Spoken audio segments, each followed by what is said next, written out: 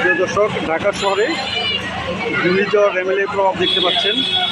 এটি ফার্মগেটে গ্রিন রুটে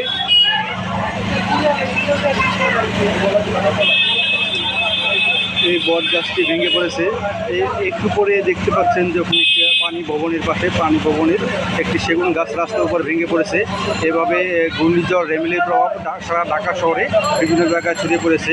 মানুষের চলাচল খুবই ঝুঁকিপূর্ণ হয়ে গেছে। যেমন রাস্তা যে কোনো গাড়ি ঘোড়ার উপরে এই গাছগুলো ভেঙে পড়তে পারে, যেমন এরা মানুষ ক্ষতিগ্রস্ত হতে পারে, চলাচলে বিঘ্নতা করতে পারে। ফায়ার সার্ভিসের লোকজন চলে আসছে এবং রাস্তাটি পরিষ্কার করার চেষ্টা করছে।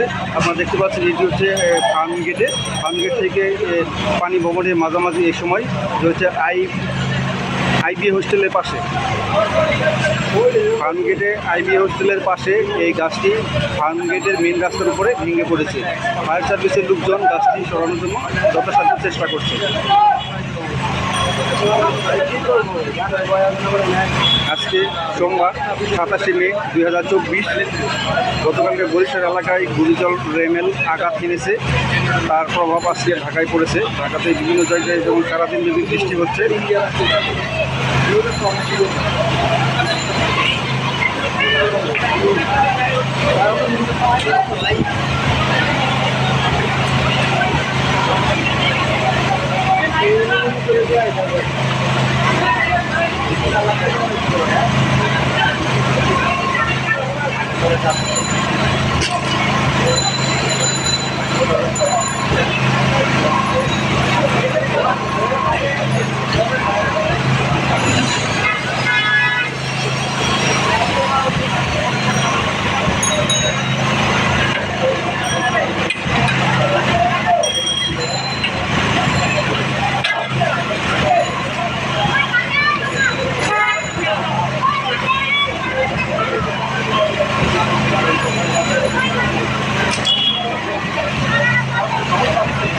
দেখেন